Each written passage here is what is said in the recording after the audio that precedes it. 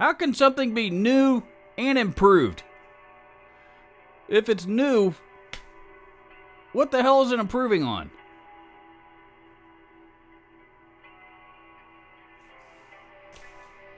Somebody can make sense out of that. I'm listening.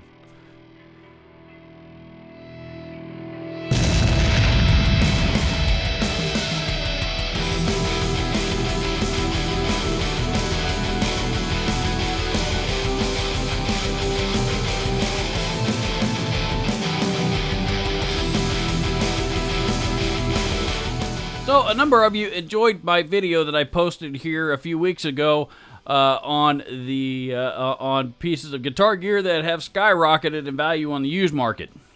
So, I decided that I would do another video going the other direction and look at the other end of the spectrum at pieces of guitar gear that are still complete dog shit on the market. So, here we go. Here's 8 pieces of gear whose value has absolutely tanked on the used market.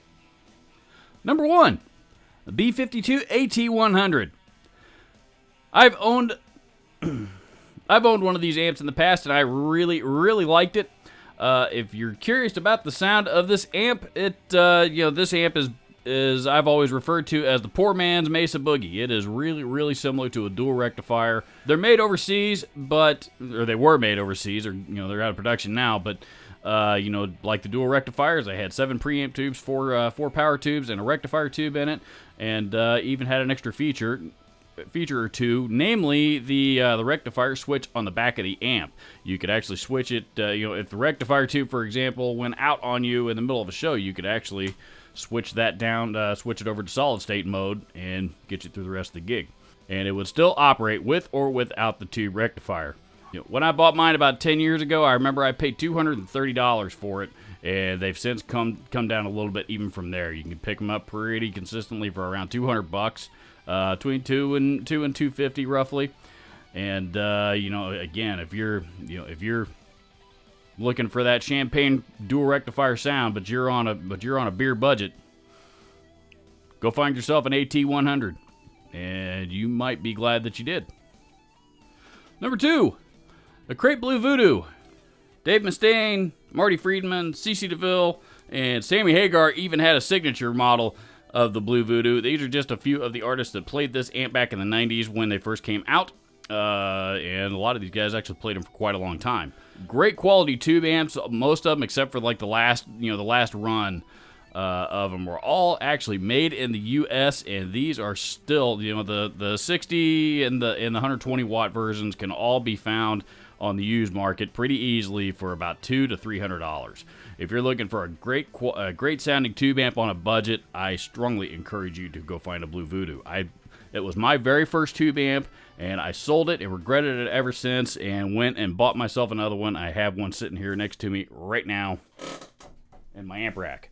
Unfortunately, the same rule does not apply to the much rarer 150 and 300 watt variations of the Blue Voodoo. Those are a little bit pricier than the 60s and 120s. I've always kind of viewed, they've got kind of a Marshall-y kind of tone to it, high gain Marshall-y kind of tone. I've always looked at them as kind of a poor man's JCM 900. Number 3, 70s Gibsons. 70s Gibsons are widely known to be colossal-sized pieces of shit. They were horribly built in the Northern era. Today Gibson barely even like to acknowledge their existence in the 70s because they put out so many bad guitars. Because they were so bad, nobody wants to buy them, and the values on those things have absolutely tanked to next to nothing. And also, if you've made it this far into the video, you need to know that there's not a lick of truth to anything that I just said about 70s Gibsons. That was all just complete crap. Number 4, the Marshall Mode 4. Got one of these too. One of the best bargain amplifiers I have ever bought. These things sold for between about $400 and $500 on the used market pretty consistently for a lot of years. And then all of a sudden, the last couple of years, they've started coming down. I don't know why, because these have been a long-time favorite of both Alex Skolnick and John Five. Both of those guys love the Mode 4. I get it's not for everybody. It's a high gain monster. They're pretty heavy to lug around, and they're 350 watts, so they're ungodly freaking loud. But they are really, really cool, and I bought mine less than a year ago for about $200, a little over $200, and now they're starting to hover right around that $200 mark and below.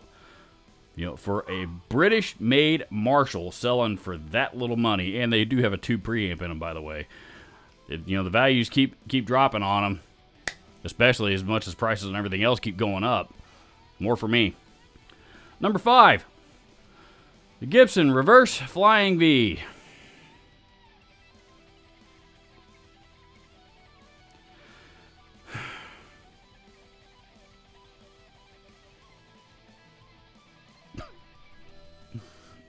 Number 6, Carvin guitars.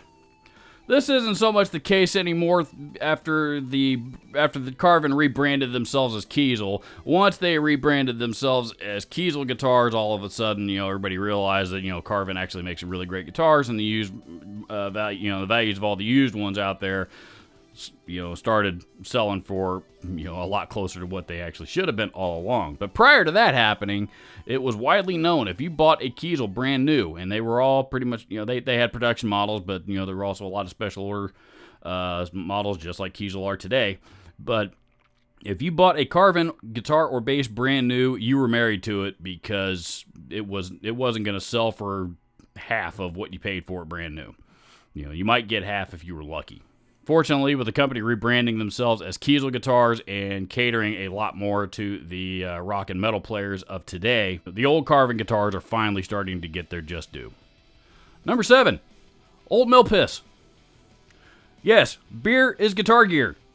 Now, me personally, I haven't had a drink in over 23 years, and I intend to keep it that way because it seems to work pretty well for me. But if you play in a bar band, I am all for, as a guitar player, drinking a beer during the gig and setting it on top of your amplifier.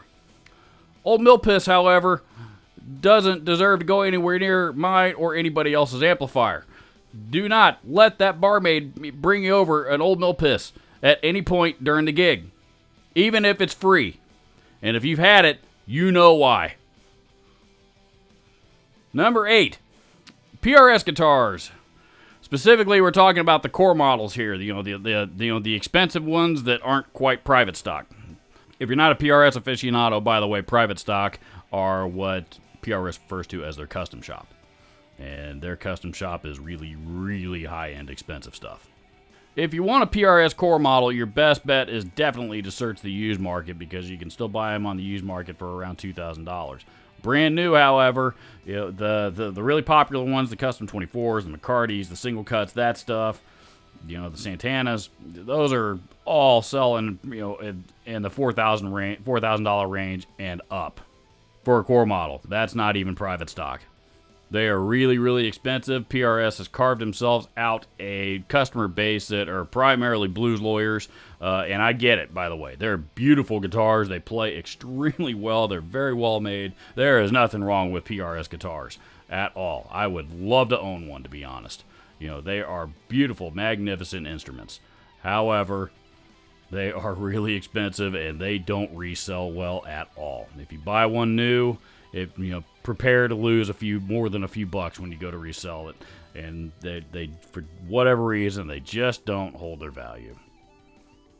So there you go. There's my list of 8 pieces of guitar gear whose values have absolutely tanked on the used market. This video is intended specifically for fun, so if you took any bit of this video too seriously at all, it's okay. I forgive you. Consider subscribing down below if you haven't already. Please drop a comment down below. Let me know what pieces of guitar gear that you have that have now become landfills because it ain't worth shit anymore. Thank you so much for watching. We'll see you in the next one.